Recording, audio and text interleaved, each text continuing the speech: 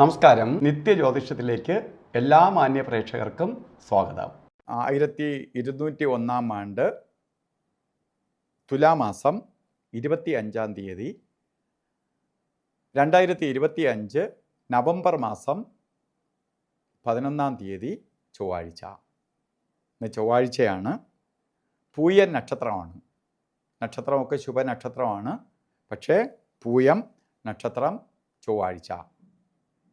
ഇന്ന് ശുഭകാര്യങ്ങൾക്ക് അനുകൂലപ്രദമായ ദിവസമല്ല. ആകലും ശുഭകാര്യങ്ങൾ ചെയ്യാതിരിക്കുന്നതാണ് ഏറ്റവും ഉത്തമം.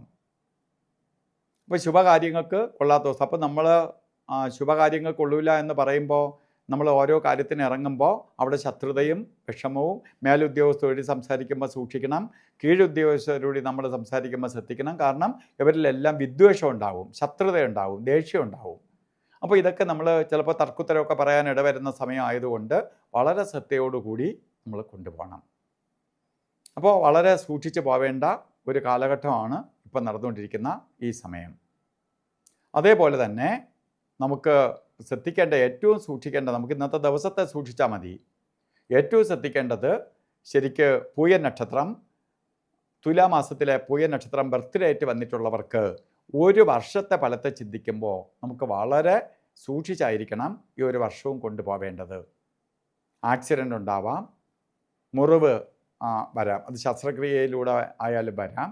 അതുപോലെ ശത്രുക്കളുടെ എണ്ണം കൂടും, കേസ് വഴക്ക് പ്രശ്നങ്ങൾ വർദ്ധിക്കാം, ആക്സിഡൻ്റ് ഉണ്ടാവാം, സാമ്പത്തിക നഷ്ടം വരാം, ഭൂമി സംബന്ധമായി പ്രശ്നങ്ങൾ വരാം.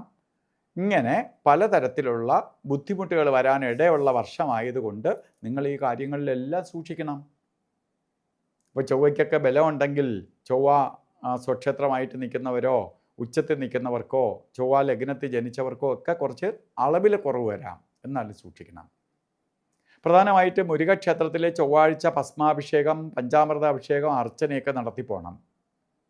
അതിനൊപ്പം തന്നെ ഒരു സുബ്രഹ്മണ്യ യന്ത്രം ശരിക്കും ഇത് ദോഷഭാവങ്ങളൊന്നും വരാതിരിക്കാൻ വേണ്ടി മൃത്യുഞ്ജയ യന്ത്രവുമായി ചേർത്ത് ഒരു ദേഹരക്ഷ കെട്ടിക്കൊള്ളണം, പ്രൊട്ടക്ഷൻ ആയിട്ട് കെട്ടിക്കൊള്ളണം. ഇത് ചെയ്ത് പോകുമ്പോൾ ഈ ദോഷത്തിൽ നിന്ന് നമുക്ക് അതിജീവിച്ച് പോകാൻ സാധിക്കും.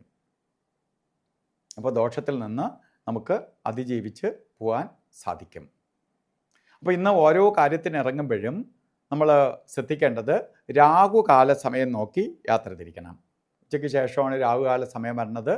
3 മണി മുതൽ 4 മണി വരെ എന്ന് കലണ്ടറിൽ രേഖപ്പെടുത്തിയിട്ടുണ്ട്.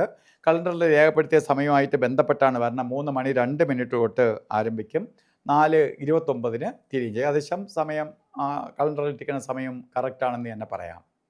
അതുപോലെ ഒരു കാര്യത്തിനും എടുക്കാൻ പാടില്ലാത്ത 2 സമയങ്ങളാണ് ഗുളികകാല സമയവും യമകണ്ഠകാല സമയവും. ഇന്നത്തെ ദിവസം അത് കൂടുതലായിട്ട് ശ്രദ്ധിക്കുകയും വേണം. അതിൽ ഗുളികൻ്റെ ബന്ധം വരുന്ന സമയം 12:08 തൊട്ട് 1 മണി 35 മിനിറ്റ് വരെയും, യമകണ്ഠകാല സമയം വരുന്നത് 9 മണി 15 മിനിറ്റ് തൊട്ട് 10:42 വരെയും. അതുപോലെ ഇന്ന് എന്തെങ്കിലും കാര്യങ്ങൾ ചെയ്തേ തീരുള്ളൂ എന്ന ഒരവസ്ഥ വരികയാണെങ്കിൽ അഭിജിത്ത് മുഹൂർത്തത്തെ ആശ്രയിക്കണം. അഭിജിത്ത് മുഹൂർത്തം ഇന്ന് വരുന്നത് ശരിക്ക് 11 മണി 44 മിനിറ്റ് തൊട്ട് 12 മണി 32 മിനിറ്റ് വരെ 48 മിനിറ്റ് നേരം ഉള്ളതിൽ ഒരു 4 മിനിറ്റ് ഒഴിച്ച്, ഇടയ്ക്കൊരു 4 മിനിറ്റ് എന്ന് പറയുമ്പോൾ 12:06 തൊട്ട് 12:10 വരെ കൊള്ളൂല. ബാക്കി 44 മിനിറ്റ് നമുക്കെടുക്കാം. കാരണം നല്ലൊരു പോസിറ്റീവ് കവചമുള്ള സമയമാണ്. ഇന്ന് ചില ഡോക്യുമെൻറ്റേഷനോ മറ്റെന്തെങ്കിലും നടത്തിയേ തീരുള്ളൂ എന്ന അവസ്ഥ വരികയാണെങ്കിൽ. അതുപോലെ ഇന്നും ഓരോ കാര്യത്തിന് ഇറങ്ങുമ്പോഴും രാവിലെ തന്നെ നമ്മൾ വസ്ത്രധാരണം പ്രാധാന്യം കൊടുക്കുക. വീട്ടിൽ നിൽക്കുമ്പോഴും യാത്ര തിരിക്കുമ്പോഴും ചൊവ്വയുടെ പോസിറ്റീവ് എനർജി ആഗിരണം ചെയ്യാൻ വേണ്ടി റെഡ് കളറ് നമ്മളെ വസ്ത്രധാരണത്തിൽ ഉൾപ്പെടുത്തുക. ചുവപ്പ് കളറ് ഉൾപ്പെടുത്തിയ വസ്ത്രം ധരിക്കുന്നത് ഭാഗ്യദായകമായി തീരും. അപ്പോൾ ഇന്നത്തെ ദിവസം എല്ലാവർക്കും നല്ലത് വരട്ടെ എന്ന് പ്രാർത്ഥിച്ചുകൊണ്ട് നിർത്തുന്നു. നന്ദി, നമസ്കാരം.